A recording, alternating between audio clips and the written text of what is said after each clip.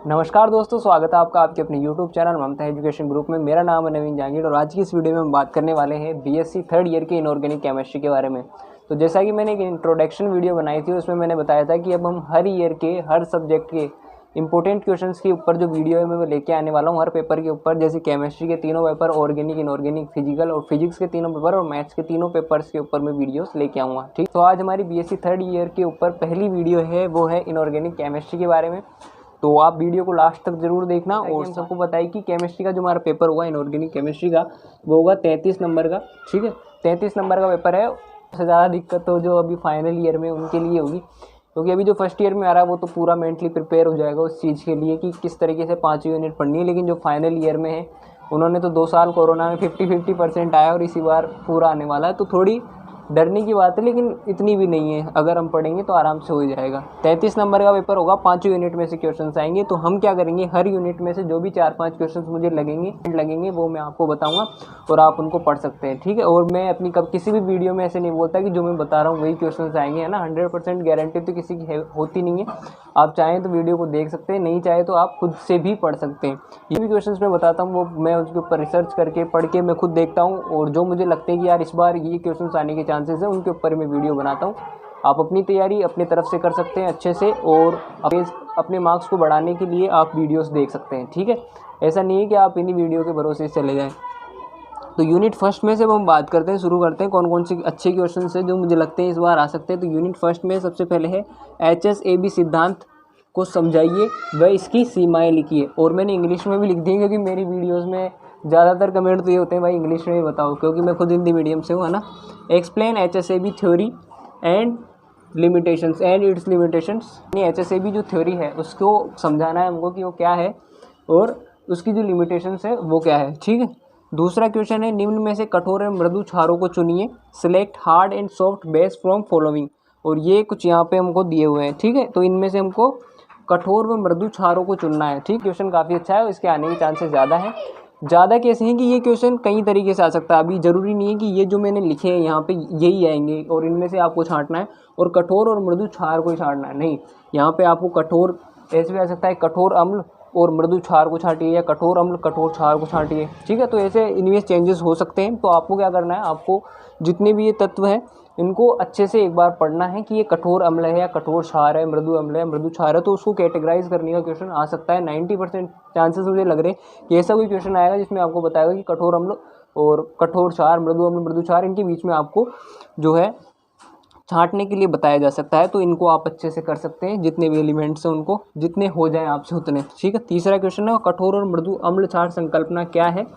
ठीक है, what is hard and soft acid base concept. और कठोर और मृदु अम्ल क्षार के लक्षण बताइए। ठीक है, characteristics of hard and soft acid and base. Okay, fourth question है कठोरता एवं मृदुता के पाई बंद सिद्धांत को समझाइए। Explain pi bonding theory of hardness and softness. तो ये क्वेश्चन हैं जो मुझे लग रहे हैं फर्स्ट यूनिट में जिनके आने के चांसेस अच्छे हैं, और आप इनको पढ़ सकते हैं। और इनके अलावा भी आप जितना करना चाहें वो कर सकते हैं। अब बात करते हैं सेकंड यूनिट में जो इंपॉर्टेंट क्वेश्चन हैं उनके बारे में। तो सबसे पहला क्वेश्चन है वह चतुष्फलकीय संकुलों में क्रिस्टल क्षेत्र विभाजन की व्याख्या करें। एक्सप्लेन क्रिस्टल फील्ड स्प्लिटिंग इन टेट्राहेड्रल कॉम्प्लेक्स। ठीक है, चतुष्फलकीय संकुलों में क्रिस्टल क्षेत्र विभाजन की व्याख्या कीजिए। दूसरा क्वेश्चन है वह संयोजकता वेध सिद्धांत क्या है और इसकी सीमाएं। What is VBT theory and it's limitations. जो इसकी लिमिटेशंस है वो। ठीक है, चुंबकीय प्रवृत्ति क्या है। तीसरा क्वेश्चन है चुंबकीय प्रवृत्ति क्या है और ये चुंबकीय आघूर्ण से किस प्रकार संबंधित है। What is magnetic susceptibility, how is related to magnetic moment. ठीक है, और चौथा क्वेश्चन है उसमें दो छोटे छोटे हैं, वो है L S coupling, L S युग्मन और क्यूरी ताप, क्यूरी टेम्परेचर। ठीक है, और जैसे फर्स्ट यूनिट है तो उसमें से मैंने क्वेश्चंस बताए थे, और सेकंड यूनिट में से है। तो कई बार क्या होता है कि बच्चों को कुछ भी याद नहीं होता है ना। तो हम क्या कर सकते हैं, जैसे 5 यूनिट तो 5 में से 5 तो पूरी याद होने से रही, 5 में से कोई भी 2, 3 या 4 जितनी हो जाएगी उतनी तो आपको कंप्लीट याद करना है। यूनिट में से या 2 यूनिट में से कम एक एक क्वेश्चन तो ऐसा करके जाना है कि अगर कुछ भी आए तो उसकी जगह मैं लिख दूँ। ठीक है, तो आप जितनी अच्छे से कर रहे हैं, क्योंकि पूरी पाँचों तो क्योंकि पूरी 5 हो तो शायद ही कोई बच्चा होगा जिसको पूरी 5 यूनिट अच्छे से याद हो। तो जो यूनिट आपको अच्छे से याद है वो अच्छे से कीजिए, और जो बिल्कुल नहीं है उसमें कम से कम 1 या 2 क्वेश्चन जितने आप कर सकते हैं उतने तो करके जाएँ। कम से कम 1 तो हर यूनिट में से करके जाएँ।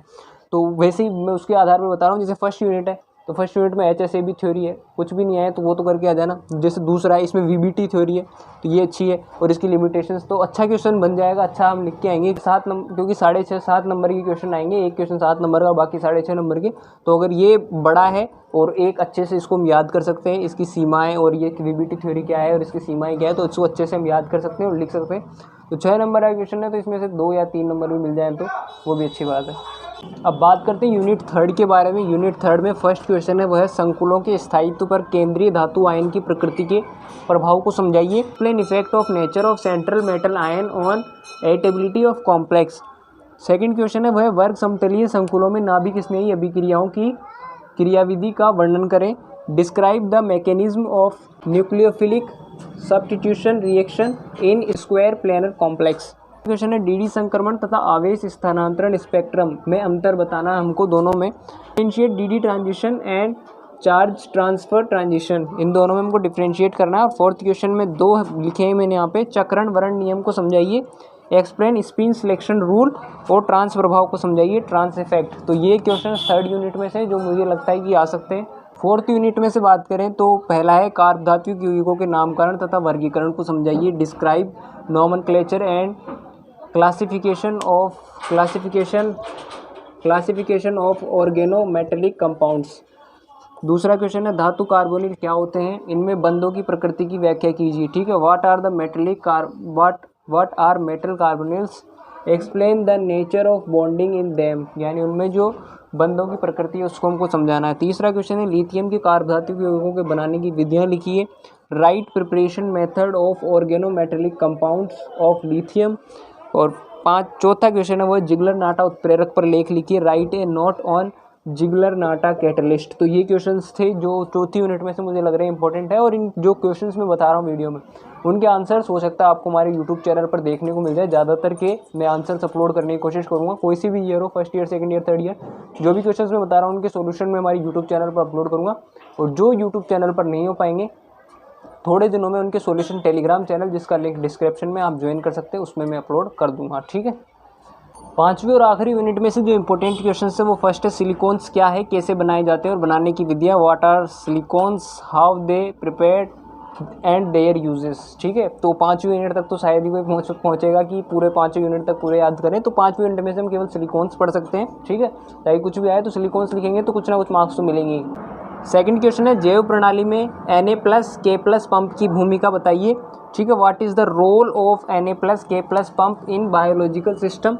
थर्ड क्वेश्चन है, वो है हाइड्रोसिलेशन क्या है, चक्रीय सिलिकॉन्स के बहुलीकरण की क्रियाविधि का वर्णन हमको करना है। What is hydrosilylation, describe the mechanism of the polymerization of cyclic silicones. तो पूरी 5 यूनिट में से पूरी 5 यूनिट में से मैंने इंपॉर्टेंट क्वेश्चंस बताए जो मुझे लगते हैं। इसके अलावा आपको जो अच्छे लगते हैं, जो आपको इंपॉर्टेंट लगते हैं, वो आप पढ़ें, जितना आप पढ़ सकते हैं उतना पढ़ें, और उसके बाद आप वीडियो देखें और अपने मार्क्स को आप इंप्रूव कर सकते हैं। वीडियो पसंद आई हो तो दोस्तों के साथ शेयर करना, और ऐसी वीडियोस देखने के लिए चैनल को सब्सक्राइब करें, क्योंकि अब धड़ाधड़ वीडियोस आने वाली है 3rd ईयर, 1st ईयर और 2nd ईयर के ऊपर। धन्यवाद।